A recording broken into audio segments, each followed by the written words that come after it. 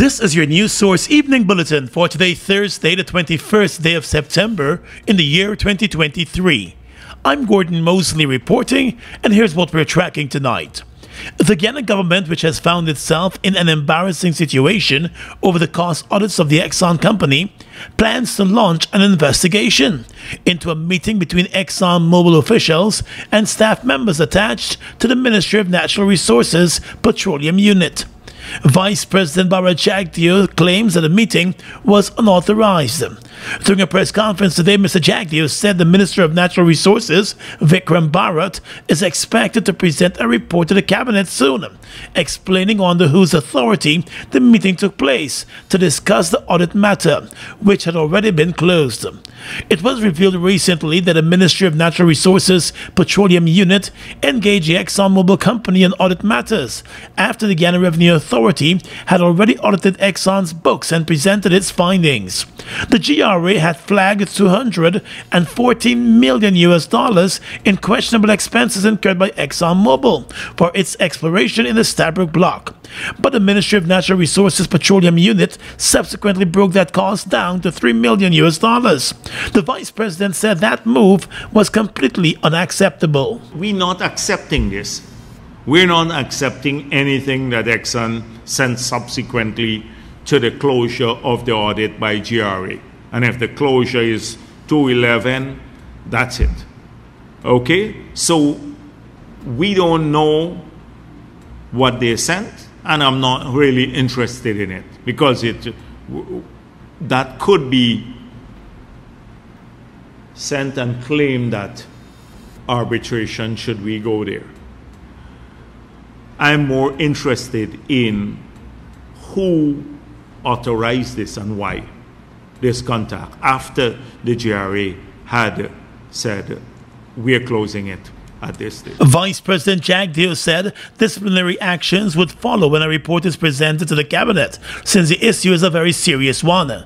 He noted that the decision taken by those within the Natural Resources Ministry amounted to the changing of a government policy, since the government had already contracted auditors to audit Exxon's books, and that there were clear guidelines on the various roles and responsibilities of the unit and the Guyana Revenue Authority. In that course of action or that policy, there is no room for anyone to subsequently engage directly with the oil and gas companies for further clarification.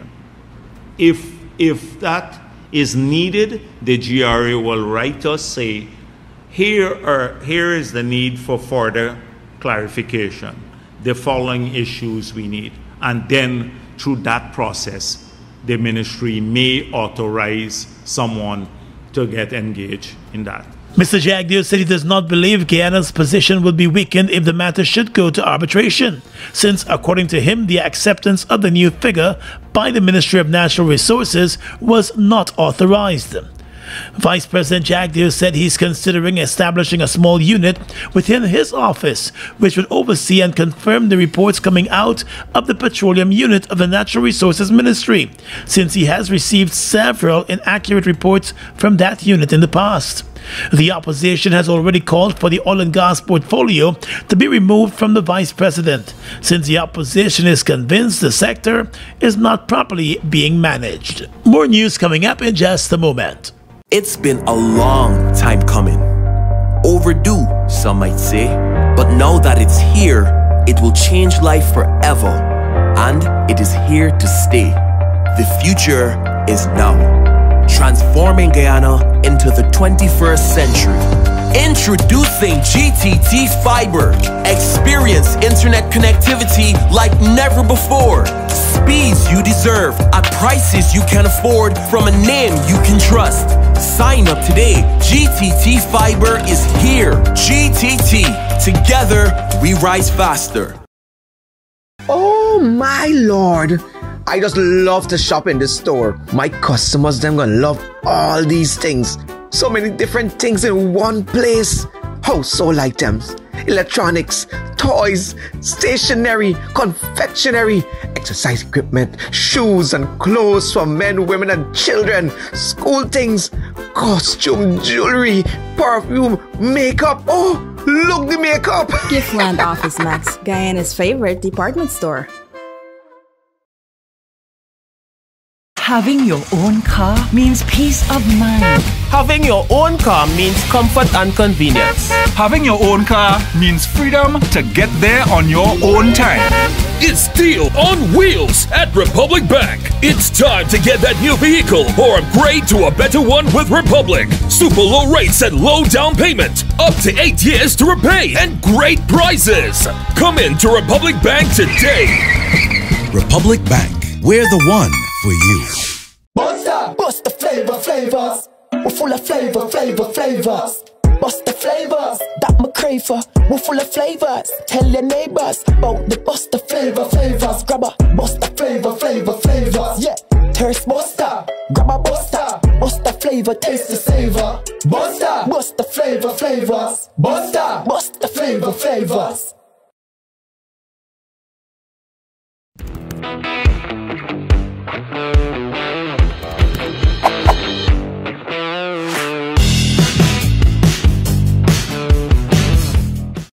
Strong and solid in countries far and wide. New India Assurance, we're standing by your side. Golden service, half a century and more. New India Assurance, our policies are secure. From the heart of India, we serve these islands. The strength that you can trust, you're safe when you come to us. New India Assurance Company. Assurance when you need it most. For your home, motor or business insurance, visit New India Guyana office, 58 Brickdam next to Star Computers. Telephone 2260-415-7. Comfortable parking available. The General Council of the People's National Congress Reform, which is the second highest decision-making organ in the party, will meet to decide on the date for the party's biennial delegates Congress. The party's Central Executive Committee has decided. The move by the party CEC has effectively muted the idea by the party leader Aubrey Norton to set a Congress date on his own. During a party press conference today, Mr. Norton would only say that the General Council will now meet and decide on the Congress. He denied saying that he floated the notion that the Congress could be held in August of next year. At no stage did I say Congress will be held in August or it will be held in Easter period. That is a fact. Now, I just said to you, the party's central executive decided last evening that the matter will be placed to the General Council and it will be determined by Gen. It has nothing to do with me. It now has to do with the party organs. The party leader still holds to the view that the party traditionally did not hold its Congress directly at the 2-year mark, citing several instances dating back to 1994, when the party's Congress was delayed by more than a year. And if you go through, you would see a number of times the Congress took at least 3 years before they were convened. The Constitution does say biennial, but the party has always exercised the flexibility for a number of reasons to ensure that the Congress is held. But there are many occasions on which it wasn't held exactly on the biennial, including the last one which COVID postponed. Senior party members have been agitating for the party's General Council to meet. After months, the party's CEC met last evening where the issue of the Congress was raised. There has been growing concern among party members about the leadership of the party under Mr. Norton, who has been accused of sidelining senior party members in decision-making. In recent times, Mr. Norton has been seen attending high-level meetings without key members of the party.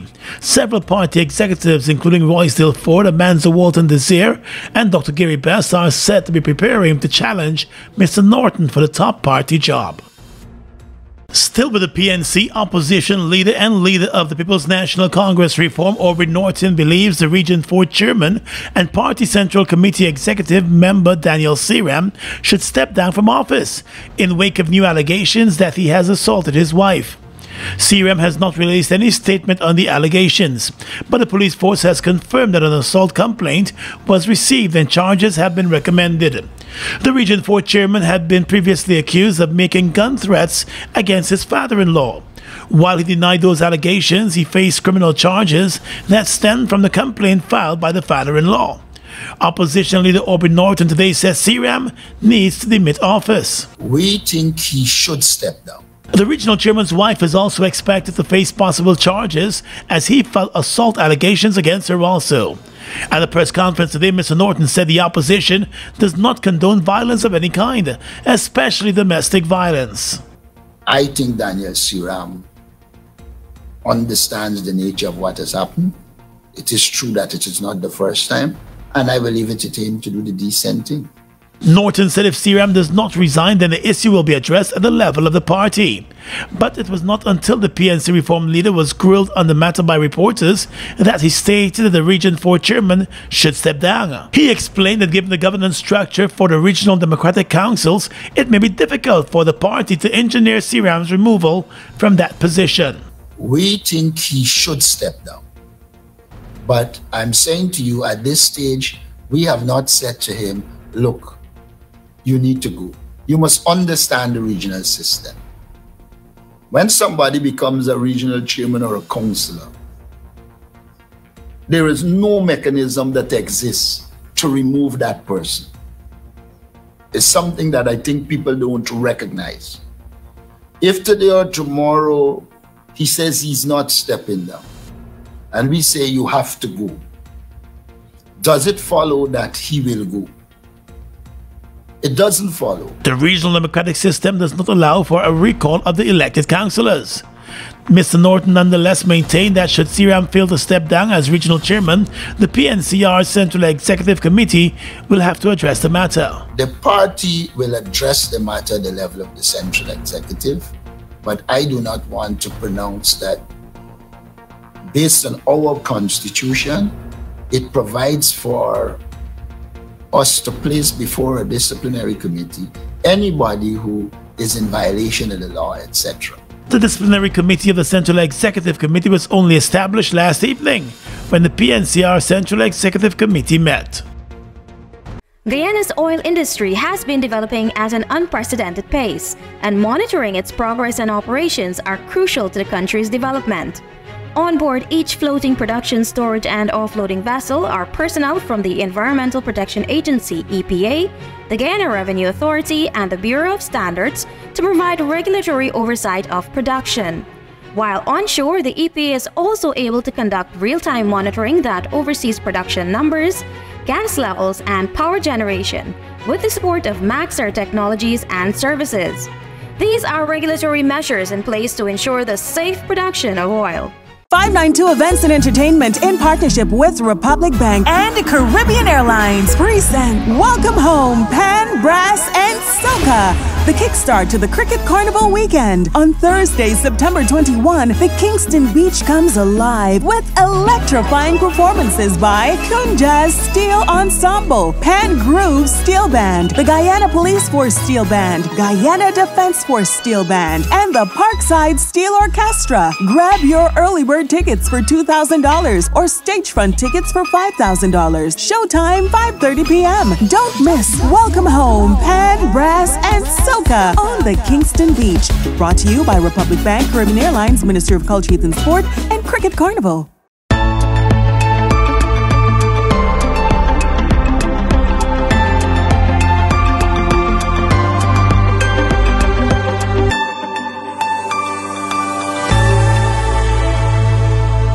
Having your own car means peace of mind. Having your own car means comfort and convenience. Having your own car means freedom to get there on your own time.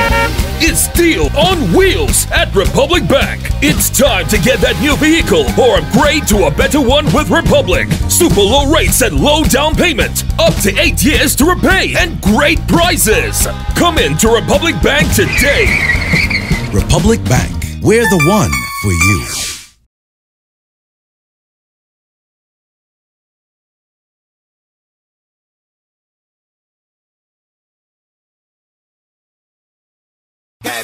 Pakaraima Golden Suites, Amazonas Hotel, and Nalep Mining Company, in association with the 5-2 Movement, presents Pepe Mereno. Eu conheci uma americana que queria só beber. Live in concert at the National Park September 30th. Also live performances by Castro Brothers, DJ Anand, DJ Tranquilo, and your boy DJ Ace Mas Fuego. Sponsored by Fireside Sweets, Fireside Grill and Chill, Extra Ginger Ale, 94.1 Boom FM, and the 5 & 2 Bar and Grill. Pepe Mendreno at the National Park September 30th. Well-known veterinarian and former chairman of the Guyana Elections Commission, Dr. Steve Bali, is seeking $100 million from the government for his plot of land, which is being acquired by the state to facilitate the gas-to-energy project. The government has described his claim as simply unreasonable. Dr. Bali has taken the government to court over what he sees as its failure to adequately compensate him for his transported land in Region 3. In the court action, which names the Attorney General Anil Nandlal and the Public Works Minister Juan Ejala as the respondents, Dr. Bali told the court that the state failed to make prompt payment of adequate compensation for the acquisition of his land for public purpose, in violation of his constitutional right of protection from the deprivation of property. Bali told the court that the government failed to engage him in negotiations as provided for under the Constitution and the law, and the proposal by him to be compensated to the tune of $60 million in addition to a plot of land at Ogle valued at $40 million has been met with no response from the government. But in an affidavit filed by the Attorney General Anil Nandlal, the head of the Gas-to-Energy Task Force, Winston Brasington, said the state is not mandated to engage in negotiations with landowners in the case of land acquisition for public purposes. Brasington told the court that the state at all times acted in good faith. He said through the process of acquisition, landowners were engaged by government ministers and their designates. Brasington submitted further that of the 2 acres of land held by Bali, only 1.5 acres was acquired by the government, and according to him, the land's value is not $100 million. He said there has been no constitutional or statutory violations of Mr. Bali's rights. A threat issued by Venezuela against Guyana will not deter Guyana from going ahead with the auctioning of the 14 oil blocks offshore Guyana. Neither are there any plans to scale down on oil production operations. That's according to Vice President Bara Jagdeo. This is our sovereign Guyanese territory, and the 14 blocks are all in our exclusive economic zone. The Venezuelan government took aim at a recent disclosure by the Guyana government that it had received bids for 8 of the 14 oil blocks that it had put up for public auction. Venezuela said there should have been some consultation with that country, but Guyana rejected that position, saying it's all in Guyana's territorial space. Mr. Jagdeo said the statement by Venezuela is not surprising, since that country is known to be making outrageous claims and statements whenever there are major developments in the Essequibo region. It's not surprising that Venezuela would issue this statement. They have done so almost for every major event when we've tried to utilize the economic resources of our country, both on land and in our exclusive economic zone. So it was not surprising that they would issue such a statement. Mr. Jagdeo said none of the bidders have raised any concern about Venezuela's statement, and he is firm that Guyana will press forward to develop its natural resources. The opposition has said it is fully supportive of the government of Guyana's position. Education Minister Priya Manik Chan today commissioned the Samuel B. Moffat Wing at the East Ranville Secondary School. The $172.6 million block is a single flat building with a capacity to accommodate over 150 students. The new wing houses 10 classrooms, the deputy head teacher's office, a furnished information technology laboratory, and the staff room. Minister of Education Priya Manik Chan in brief remarks said the new block was constructed to cater to the growing population at the school. She noted that the Ministry of Education is also addressing the issue of overcrowding in a number of schools. We have begun not only here at East, shortly, perhaps next week, I don't know when they fixed it for, we'll be commissioning the St. Winifred's extension block.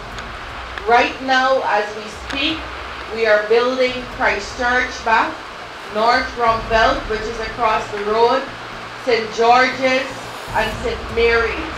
And so we know by next September, we are not going to have a space problem.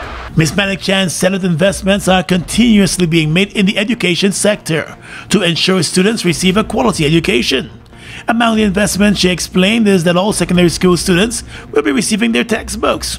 The head teacher of the East Rumbelt Secondary School, Catherine Fraser, noted that the school's intake increased after the COVID-19 pandemic, which resulted in students being housed in tents in the school's compound. The new wing was named after Mr. Samuel B. Moffat, a former principal of the institution. Ms. Fraser said Mr. Moffat was a disciplinarian who dedicated his service to ensuring students were always provided with the opportunities to compete not only academically, but also athletically.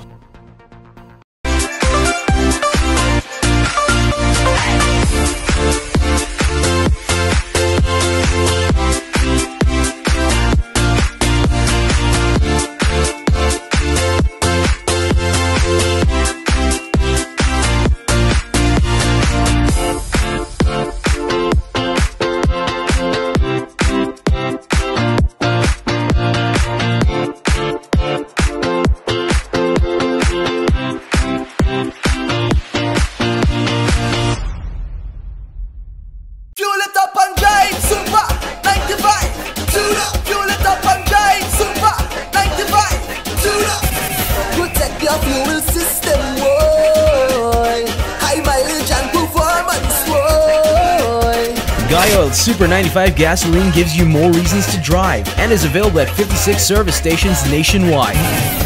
For affordable price, high performance, and high mileage, choose Guy's Super 95 gasoline. Fuel it up and drive! Sorry. Jack? Hey. Boys, where you going with all that speed? Yo, today's the 15th. My NIS contributions are due, and I ain't even get the forms as yet. Hold on. You mean to tell me that you're not aware that all self-employed persons can now make their NIS contributions using the MMG app from the comforts of their homes and offices? Really? You know, I just pay my bills using MMG, you know? Yes, Jack. And the thing's simple. All you have to do is open the app, select Pay Bills, Government Services, NIS, and Pay. They will prompt you to enter your NIS number, the month you're paying for, and the amount. So I don't need to submit any form? No. The only time you submit in a form is when you're making a claim. Wait. I could make a claim too? Oh, no, man. You didn't know that? Yes. All self-employed persons are entitled to all benefits from NIS. Well, except for the industrial benefits. And here's the good part. All of their forms, you can download them from the NIS website. Well, girl, I'm really glad I bumped into you. Anyhow, make sure you pay your bills later. Later? I gotta sit down right here and pay my contributions first. Take care. For further information, please visit the website at www.nis.org.gy, the National Insurance Scheme Facebook page, or your nearest NIS office. Food Max Supermarket, located on the ground floor of the Giftland Mall, is your one-stop shop for all your grocery needs. We stock a variety of imported frozen meat and food products, fresh produce, and pet supplies, freshly made bread. Rotisserie chicken and patties are also available daily. Shop in comfort today at Food Max and let our courteous staff assist you in satisfying your shopping needs. Food Max, the fresh food specialist. It's one of your biggest goals, getting your own home, where memories are made, where happiness lives. You may feel that home ownership or renovation is beyond your reach, but we at Republic want you to know that there's always a way. Ask us about our suite of mortgages. Let's help make your housing wishes come true. Or advise on how the equity in your existing home can finance other dreams and goals. Call or go online to learn more. Look who's in the mix now. The new Buster Soda Water. 0 calories, 0 sugar, 0 artificial flavors. 100% refreshing. Taste Buster Soda Water today. Buster Soda Water, now available for only $120.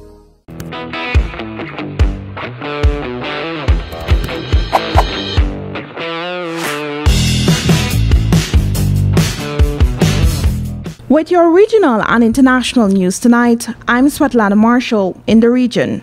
The bloodbath in Trinidad continued early today, with the execution-style killing of 3 children and a 19-year-old in the crime hotspot of Heights of Guanapo, Trinidad Express said in a report. They were killed in a gun attack on a house at Le Retreat Extension, a massacre that also left 5 people wounded, including 2 children. Dead are Faith Peterkin, 10, Shane Peterkin, 17, Tiffany Peterkin, 19, and Idris Crawford, 17. It happened at around 12:30 a.m. when a man dressed in hoodie entered the house and began shooting. He escaped into the bushes of the northern range. First responders took all 9 to hospital. 4 died before they got to the hospital. Police officers are trying to determine who was the intended target. Last night, Trinidad and Tobago and Venezuela signed an agreement to jointly explore the Dragon gas field, which is located in the maritime area of Venezuela, according to Trinidad Guardian. Trinidad's energy minister Stuart Young and Venezuela's oil minister Pedro Telechia signed the agreement at Miraflores, the official residence of the Venezuelan president. The signing ceremony was broadcast on Venezuela's national television. Venezuelan President Nicolas Maduro highlighted the agreement as a historical and exemplary fact about how 2 nations, Trinidad and Tobago and Venezuela, can join forces to establish agreements that benefit their respective peoples. He said the agreement, which will ultimately lead to the production of gas in Venezuelan seas, is an enormous message of peace and will generate resources and wealth to invest in the people of both countries. And finally tonight, international news. India today suspended visa services for Canadian citizens, a foreign ministry spokesperson said, citing security threats to its staff in its consulates in Canada. According to Reuters, the announcement came hours after Canada's High Commission in India said it would temporarily adjust staff presence in the country after some diplomats received threats on social media platforms.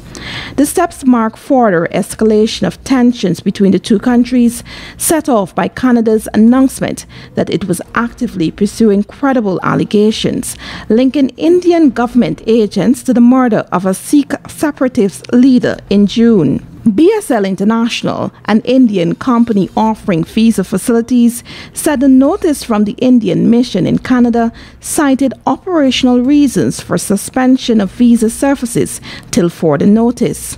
Prime Minister Narendra Modi's government categorically denied any links to the alleged murder. With both nations expelling a diplomat each, analysts said relations between the 2 countries have touched the lowest point. And that's your News Source Evening Bulletin for tonight. I'm Svetlana Marshall reporting and encouraging you to stay safe.